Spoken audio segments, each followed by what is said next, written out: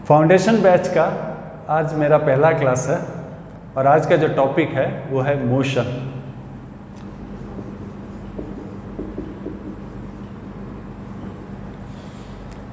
ये foundation batch जो है क्लास 9 और क्लास 10 और क्लास 10 के उन स्टूडेंट्स के लिए है जो बाद में अपना कैरियर इंजीनियरिंग या मेडिकल में बनाना चाहते हैं। इंजीनियरिंग और मेडिकल में जो एंट्रेंस एग्जाम्स होता है जो कि न्यूमेरिकल्स पे आधारित होता है, उनके लिए ये जो क्लासेस होंगे ये एक फाउंडेशन ले करेंगे ताकि जब आप क्लास 11 और 12 में जाएं तो आपको न्यूमेरिकल्स करने में, फिजिक्स का, केमिस्ट्री का जो न्यूमेरिकल्स करने में कोई प्रॉब्लम ना हो। तो पहला टॉपिक है मोशन। मोशन मतलब आप क्या समझते हैं? ये टर्म आपने काफ़ी फ्रीक्वेंटली यूज़ किया होगा। मैं आपको एक एग्जांपल से एक्सप्लेन करता हूँ। आप जिस रूम में बैठे हैं उस रूम में टेबल में एक किताब पड़ी होगी और अगर आप एक चेयर पे बैठे हैं तो आपके लिए वो किताब जो है रेस्ट में। क्यों रेस्ट में?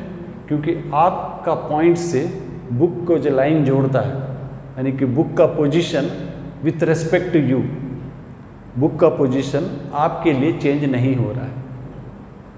और जब तक बुक का पोजीशन आपके लिए चेंज नहीं हो रहा, बुक आपके लिए रेस्ट में। रूम में आपका भाई एंटर करता है, बुक को लेके जाने लगता है। अब वो बुक का पोजीशन जो है आपके लिए बदल रहा है।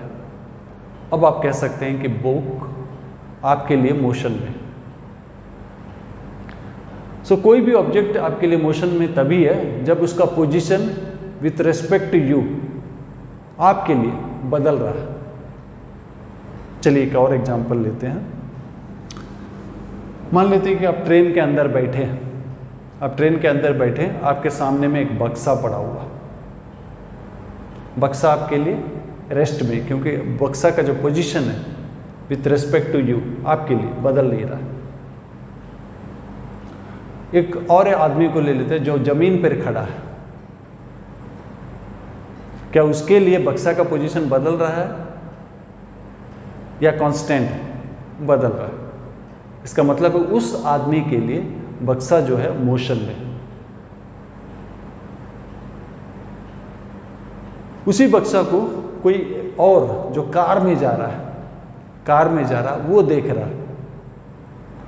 उसके लिए भी बक्सा का पोजीशन बदल रहा है, लेकिन उस तरह नहीं बदल रहा जिस तरह जो आदमी जमीन पे खड़ा होकर देख रहा था उसके लिए बदल रहा था। दोनों के लिए मोशन में, लेकिन जो कार से ऑब्जर्व कर रहा है उसका मोशन, जो जमीन पे खड़ा है उसका मोशन अलग है। दोनों के लिए बक्सा का जो पोजीशन है अलग रूप में बदल रहा है, अलग वे में बदल रहा है।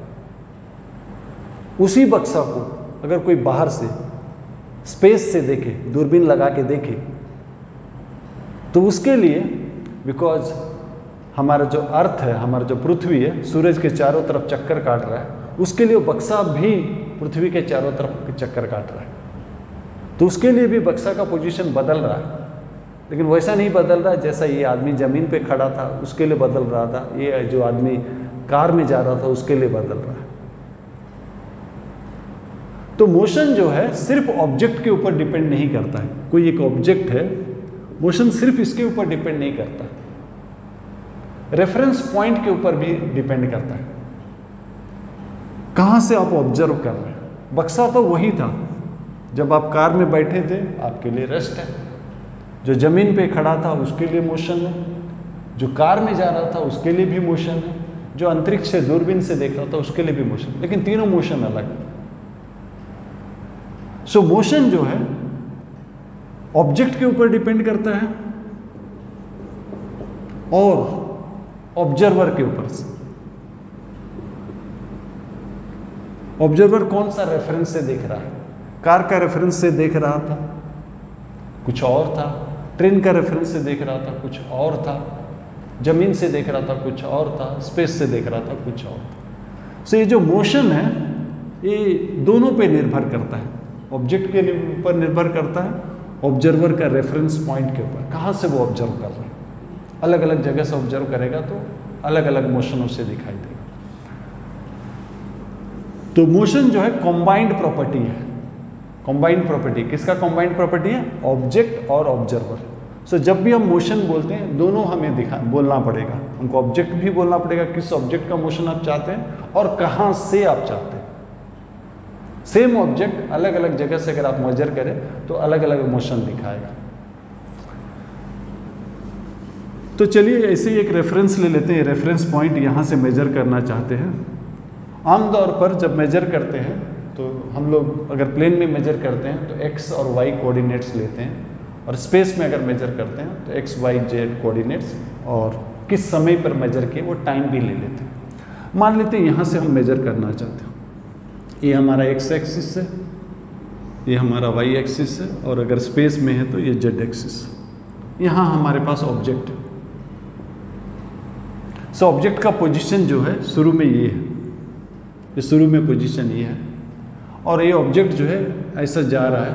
यहाँ से हम देख रहे हैं, यहाँ से हम ऑब्जर्व कर रहे हैं, ऑब्जेक्ट यहाँ पर है, ऐसा जा रहा है, राइट, ऐसा जाते हुए यहाँ पहुँच गया।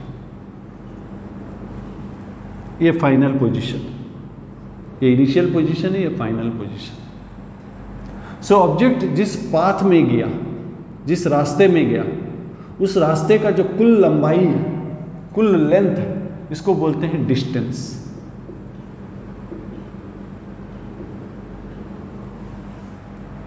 डिस्टेंस जो है length of total path travelled by the particle. इसका कोई डायरेक्शन नहीं है, ये पूरा लेंथ, और जिसका डायरेक्शन नहीं होता उसको हम स्केलर बोलते हैं।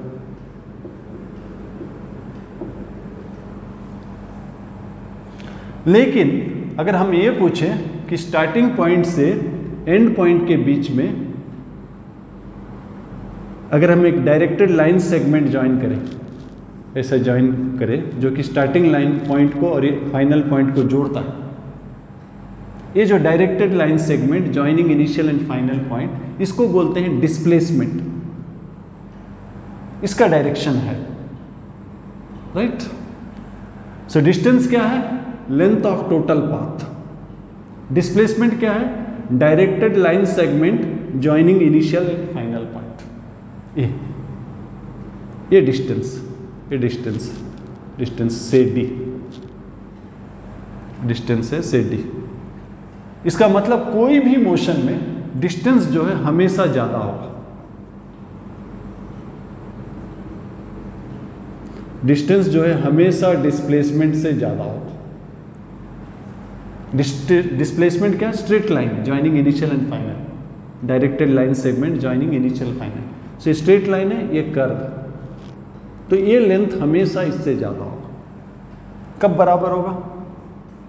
डिस्टेंस और डिस्प्लेसमेंट कब बराबर होगा? जब पार्टिकल स्ट्रेट लाइन में जाता है, बिना घूमे, स्ट्रेट लाइन में एक ही डायरेक्शन में अगर जाता है तो यही डिस्प्लेसमेंट है, यही डिस्टेंस, दोनों बराबर। लेकिन पार्टिकल स्ट्रेट लाइन में जाते हुए भी अगर घूम जाता है, घूम जाता है,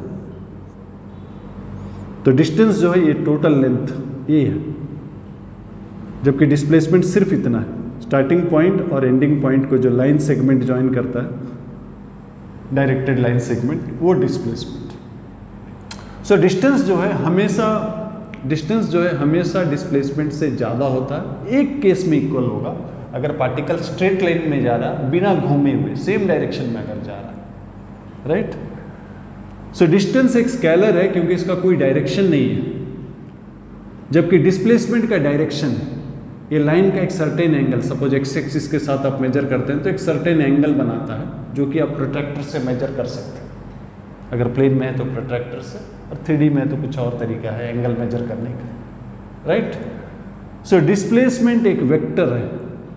वेक्टर क्वांटिटी मतलब जिसका मैग्नीट्यूड होता है, मैग्नीट्यूड मतलब वैल्यू, लेंथ, इसका मैग्नीट्यूड होता है, इसका वैल्यू है, इतना लेंथ इसका वैल्यू है, और इसका एक डायरेक्शन है।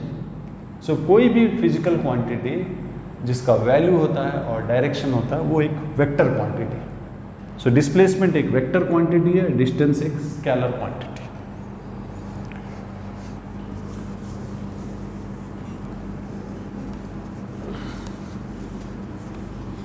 एक क्वेश्चन लेते हैं।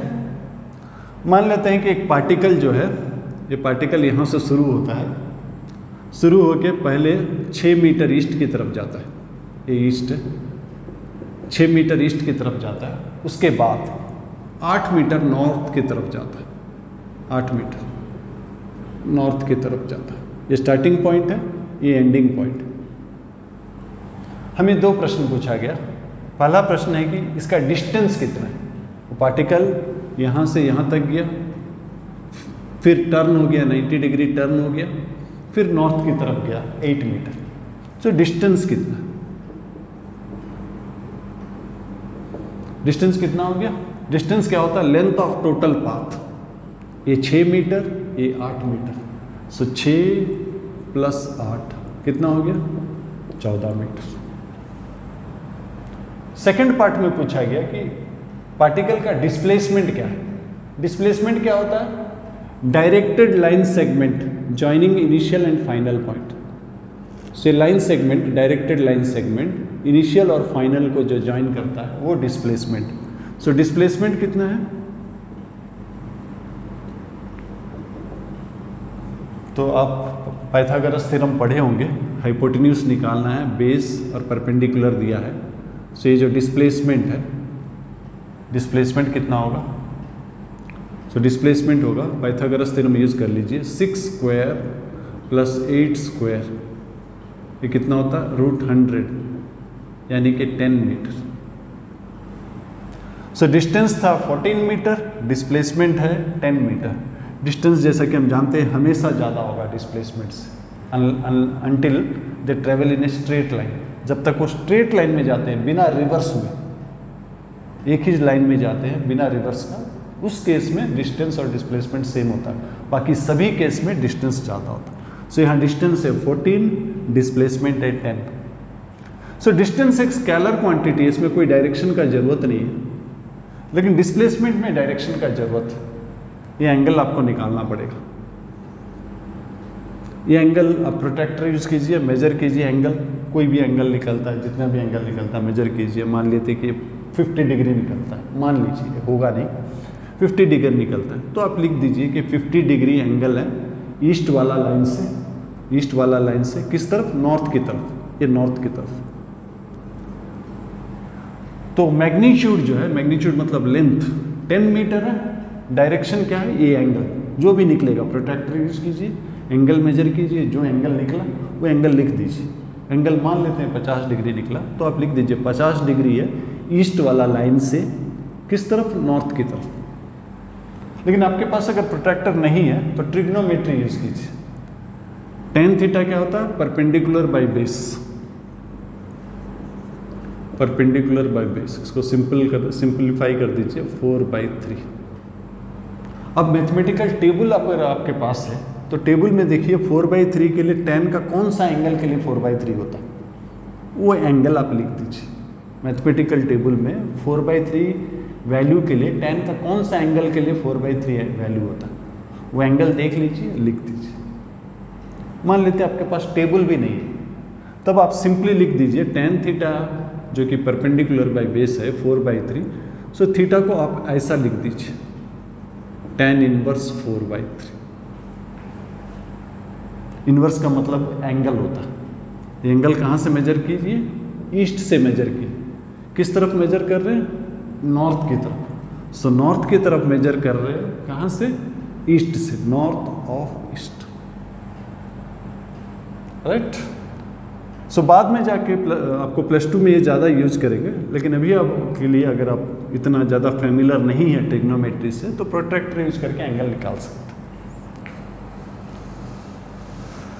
सो ये था डिस्टेंस और डिस्प्लेसमेंट। डिस्टेंस हमेशा ज़्यादा होता है डिस्प्लेसमेंट से, एक केस में छोड़ के, जब पार्टिकल स्ट्रेट लाइन में विदाउट रिवर्सिंग जाता है। डिस्टेंस एक स्केलर क्वांटिटी है, डिस्प्लेसमेंट एक वेक्टर क्वांटिटी है। और वेक्टर क्वांटिटी को जब भी आप लिखते हैं, लेंथ लिखना पड़ता है, मैग्नीट्यूड लिखना पड़ता है।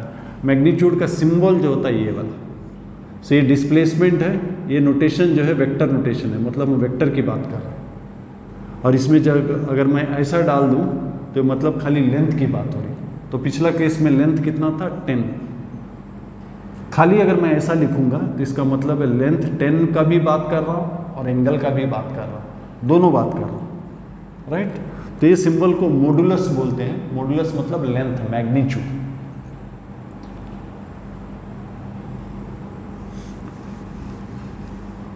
तो ये पहला दो टर्म था डिस्टेंस और डिस्प्लेसमेंट। नेक्स्ट दो टर्म लेते हैं स्पीड और वेलोसिटी। सो हम एवरेज स्पीड का बात करते हैं। Average speed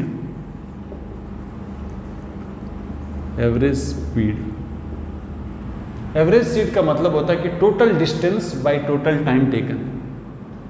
so total distance कितना ट्रेवल किया particle, total distance travelled by the particle by total time. So distance by time ये आपका स्पीड होता है। डिस्टेंस डी भी लिख सकते हैं आप, चाहे तो एस भी लिख सकते हैं, कोई प्रॉब्लम नहीं। सो बिकॉज डिस्टेंस स्केलर है, स्पीड भी स्केलर क्वांटिटी है, इसका भी कोई डायरेक्शन नहीं होता। लेकिन एवरेज वेलोसिटी जो है, एवरेज वेलोसिटी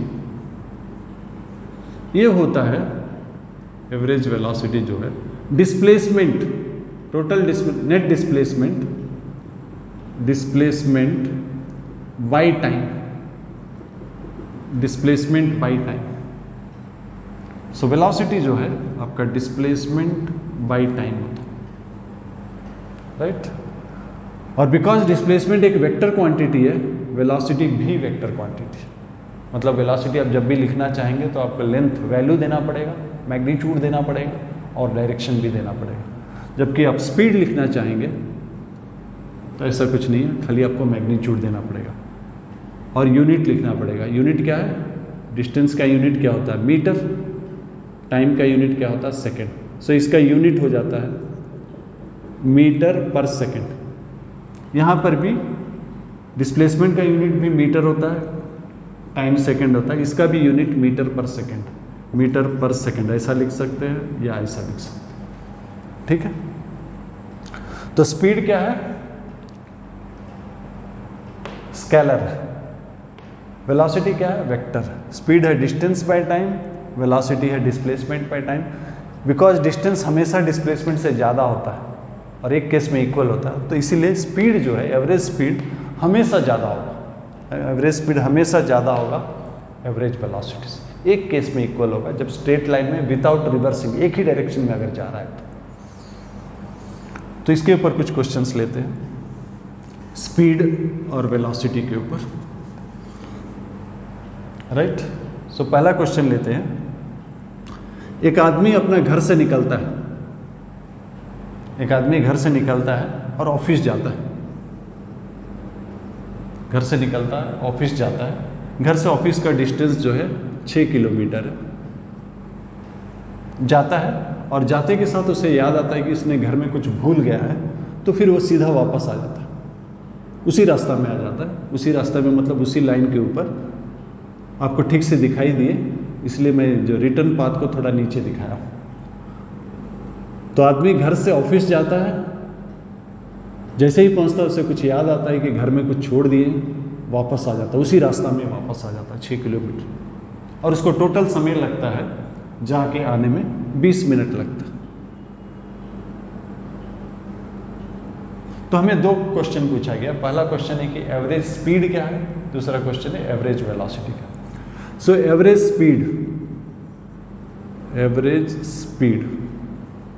स्पीड का क्या मतलब है, एवरेज स्पीड क्या होता है, total distance by total time. So distance क्या होता है, length of total path. 6 kilometre गया, 6 किलोमीटर आया, कितना हो गया 12 किलोमीटर।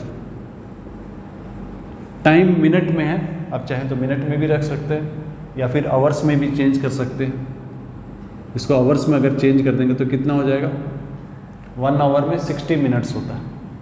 सो 20 मिनट्स में कितना आवर होगा, बाई 60, यानी कि 1/3 आवर। तो मैं आवर में चेंज कर देता हूँ, ये किलोमीटर में है, ये टाइम आवर में चेंज कर देता हूँ। सो 3 ऊपर चला जाएगा, 3 ऊपर चला जाएगा।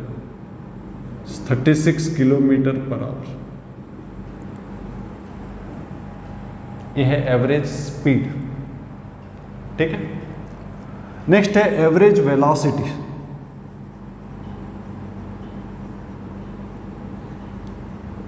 एवरेज वेलोसिटी क्या होता है? Displacement bye time.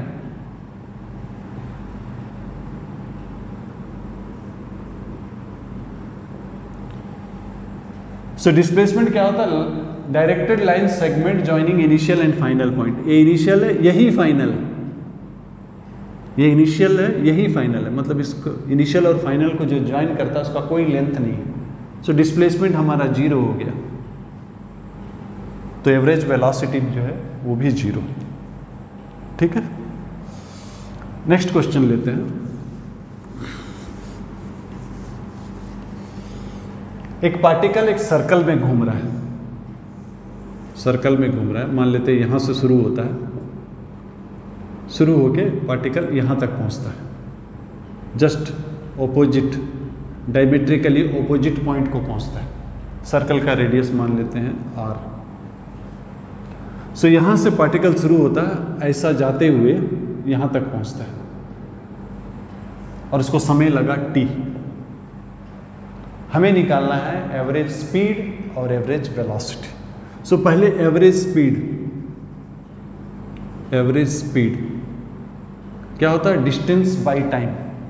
Distance by time. So ये जो डिस्टेंस है, ये जो है सेमी सर्कुलर आर्क जो है, इसका लेंथ, सेमी सर्कल का लेंथ कितना होता है? 2 पाई r। तो सेमी सर्कल का हो जाएगा पाई r। टाइम जो है t दिया गया। ये आपका एवरेज स्पीड। एवरेज वेलोसिटी कितना होगा? Average displacement by time. Displacement क्या होता है? Directed line segment joining initial and final point. This is the directed line segment A. इसका लेंथ क्या होगा? डायमीटर, यानी कि 2r होगा। इसका लेंथ मतलब मॉडुलस। इसका लेंथ क्या होगा? 2r। Displacement by time, displacement है 2r, टाइम है t। सो ये एवरेज स्पीड है पाई r बाई टी। ये एवरेज वेलोसिटी है स्पीड का, बिकॉज स्ट्रेट लाइन में नहीं गया, स्पीड ज़्यादा है।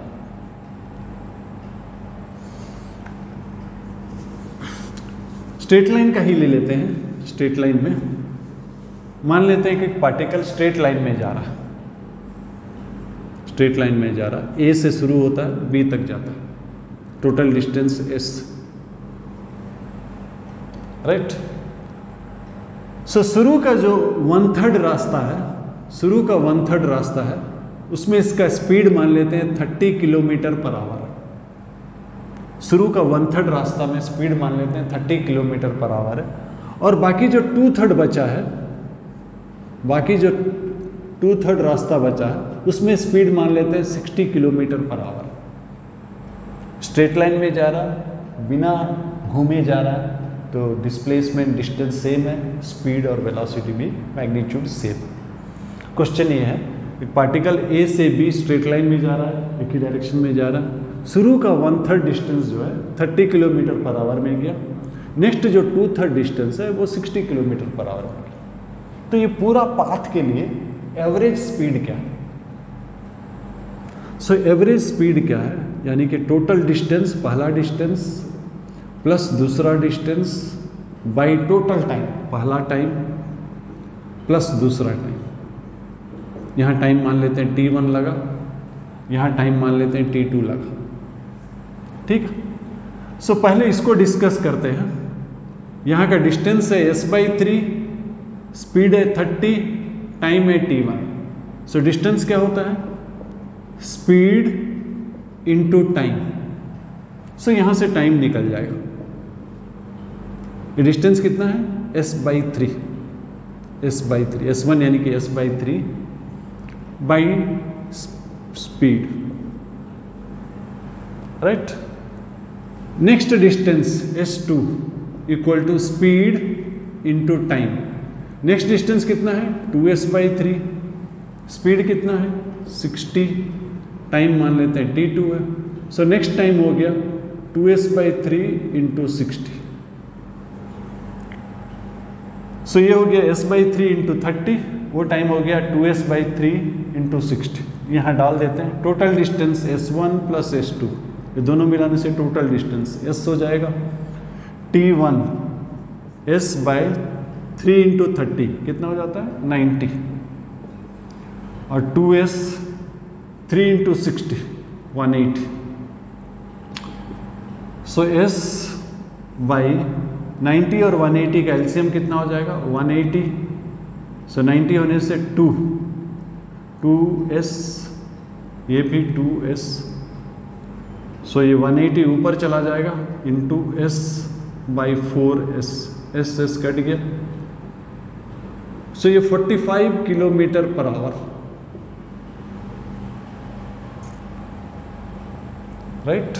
सो हमें क्या निकालना था एवरेज स्पीड, बिकॉज ये स्ट्रेट लाइन में जा रहा है और बिना घूमे जा रहा है, तो एवरेज स्पीड और एवरेज वेलोसिटी का मैग्नीट्यूड सेम होगा। एक और क्वेश्चन लेते हैं, स्ट्रेट लाइन का ही लेते हैं।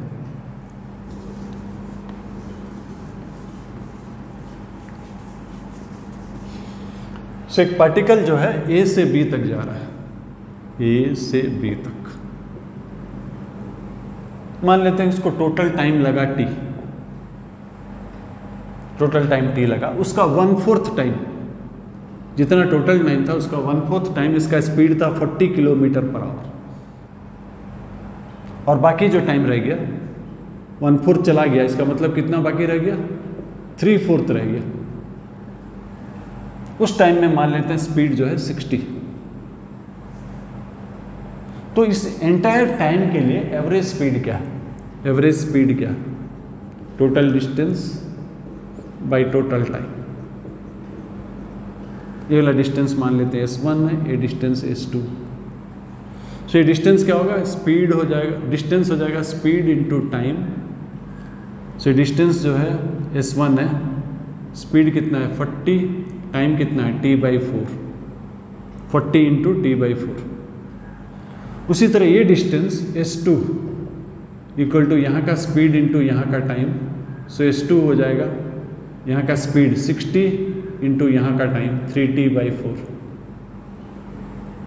अब यहाँ डाल देते हैं, s1 क्या है 40 इंटू t/4 और s2 क्या है 60 इंटू 3t/4, और टोटल टाइम कितना है t1 plus t2, t/4 3t, total time जो है t,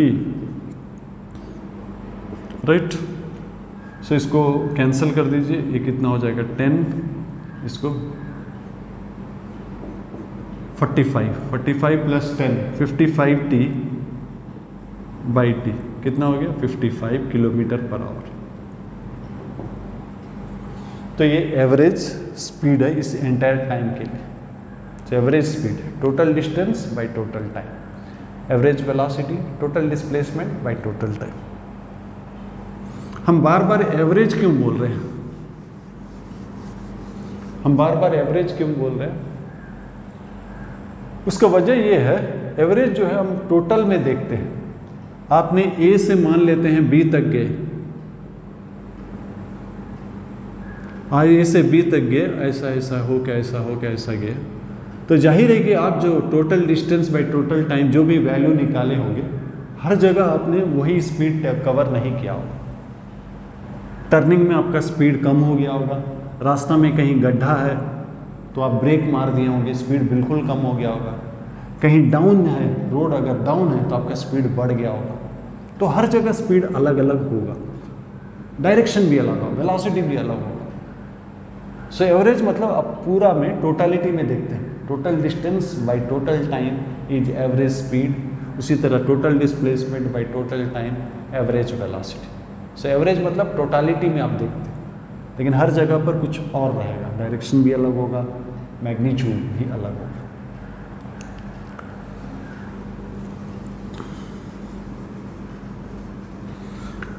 सो पहला था डिस्टेंस डिस्प्लेसमेंट, दूसरा था स्पीड वेलोसिटी, तीसरा जो है एक्सेलरेशन। एक्सेलरेशन यहां पर भी हम एवरेज एक्सेलरेशन की बात करेंगे। एक्सेलरेशन एक वेक्टर क्वांटिटी है एवरेज एक्सेलरेशन की बात करें। Rate of change of velocity, that is change in velocity. Initial velocity मान लेते हैं u है, फाइनल वेलोसिटी मान लेते हैं v है। सो एवरेज एक्सेलरेशन जो है, average acceleration change in velocity by time. तो ये भी एक वेक्टर क्वांटिटी है। वेक्टर यूनिट क्या है, वेलोसिटी का यूनिट है मीटर पर सेकेंड, मीटर पर सेकेंड, और टाइम का यूनिट है सेकेंड। तो इसका यूनिट क्या हो गया, मीटर पर सेकेंड स्क्वायर। आप ऐसा भी लिख सकते हैं। सो एक्सेलरेशन क्या है, rate of change of velocity. Average acceleration क्या है, final velocity minus initial velocity by time. ये आपका एवरेज एक्सेलरेशन। और एवरेज मतलब मैंने थोड़ी देर पहले बताया था, आप टोटालिटी में देखते हैं। जब गाड़ी अपनी निकालते हैं और स्टेशन तक जाते हैं तो रास्ते में आप एक्सेलरेटर को अलग अलग रेट में रखे रहते हैं। कहीं काफ़ी तेज बढ़ाते हैं, कहीं कमाते हैं, कहीं ब्रेक्स मारते हैं तो गाड़ी कम नहीं लगता है, स्पीड कम नहीं लगता है। जब स्पीड कम था उसको हम रिटार्डेशन बोलते हैं या डी एक्सेलरेशन बोलते हैं, राइट। तो एवरेज एक्सेलरेशन जो है final velocity minus initial velocity by time, right. मान लेते एक बॉल जा रहा है इस तरफ, बॉल इस तरफ जा रहा है, स्पीड जो है 20 मीटर पर सेकेंड। ये आपके तरफ आ रहा है, एक प्लेयर की तरफ आ रहा है, प्लेयर किक कर देता है। यहाँ पर प्लेयर किक करता है, किक करने के बाद बॉल का स्पीड जो है मान लेते हैं 40 मीटर पर सेकेंड हो जाता है। और जो प्लेयर यहाँ पर किक किया, उसका पैर और बॉल के बीच में कांटेक्ट समय मान लेते हैं 0.1 सेकेंड था। तो ये कांटेक्ट के दौरान एक्सेलरेशन कितना था। सो कांटेक्ट से पहले स्पीड था 20, कांटेक्ट के बाद स्पीड हो गया 40, और कांटेक्ट में जो फोर्स अप्लाई किया जिसके चलते ये जो बॉल है एक्सेलरेट किया, ये कांटेक्ट के दौरान एक्सेलरेशन कितना है। ये कांटेक्ट कितना समय तक था, 0.1 सेकेंड तक था। तो चलिए यहाँ डाल देते हैं, फाइनल है 40, इनिशियल है 20 और ये टाइम है 0.1। सो 40 माइनस 20, 20, 0.1 मतलब 1/10, यानी कि 200 मीटर पर सेकेंड स्क्वायर। सो कॉन्टैक्ट के दौरान एक्सेलरेशन था 200, एवरेज एक्सेलरेशन था 200 मीटर पर सेकेंड स्क्वायर, ठीक है। यही क्वेश्चन में मान लेते हैं कि बॉल जा रहा था 20 मीटर पर सेकेंड। इस बार क्रिकेट ले लीजिए, फुटबॉल था मान लेते हैं, इस बार क्रिकेट ले लीजिए। बॉल जा रहा था 20 मीटर पर सेकेंड। यहाँ एक बैट्समैन था जो कि हिट कर दिया, हिट किया 40 मीटर पर सेकेंड। और यहाँ पर भी मान लेते हैं टाइम जो है बैट और बॉल के बीच का जो कांटेक्ट टाइम है वो 0.1 सेकेंड। इस बार ये कांटेक्ट के दौरान एक्सेलरेशन कितना था, तो वही होगा एक्सेलरेशन जो है। अब क्या है कि डायरेक्शन बदल गया, यहाँ सेम डायरेक्शन था, यहाँ ऐसा नहीं। शुरू में इधर जा रहा था, मान लेते कि ईस्ट की तरफ जा रहा था, बाद में इधर जा रहा है, वेस्ट की तरफ जा रहा है। तो ईस्ट को अगर हम पॉजिटिव लेते हैं तो वेस्ट को नेगेटिव लेंगे, या वाइस वर्सा भी आप ले सकते हैं। तो इस इक्वेशन में जब हम डालते हैं, सो ईस्ट को पॉजिटिव लिए, वेस्ट को नेगेटिव, सो ये नेगेटिव हो जाएगा -40। एक माइनस यहाँ पर है, इसको लिखूंगा। उसके बाद ये प्लस है, +20, यानी कि खाली 20 लिखूंगा। टाइम हो गया 0.1, से -60/0.1 यानी कि -600 मीटर पर सेकेंड स्क्वायर। और ये माइनस का मतलब है इस तरफ, इस साइड पे ईस्ट को हमने पॉजिटिव लिया, वेस्ट को नेगेटिव, यहाँ माइनस आया, माइनस का मतलब है वेस्ट की तरफ। अगर मैं वर्ड्स में लिखूं तो ये हो जाएगा 600 मीटर पर सेकेंड स्क्वायर टूवर्ड्स वेस्ट। तो ये था मोशन का पहला क्लास, जहां हमने देखा कि मोशन जो है सिर्फ ऑब्जेक्ट के ऊपर डिपेंड नहीं करता, ऑब्जेक्ट और रेफरेंस के ऊपर डिपेंड करता है। कॉम्बाइंड प्रॉपर्टी है ऑब्जेक्ट और रेफरेंस का, यानी कि ऑब्जेक्ट और ऑब्जर्वर का। उसके बाद हमने देखा डिस्टेंस, डिस्प्लेसमेंट, फिर वेलोसिटी, स्पीड और अंत में हमने देखा एक्सेलरेशन। और जब स्पीड कमता है तो उसको हम एक रिटार्डेशन कहते हैं। तो ये था कुछ बेसिक्स मोशन का। नेक्स्ट क्लास में हम आगे इसको कंटिन्यू करते हैं।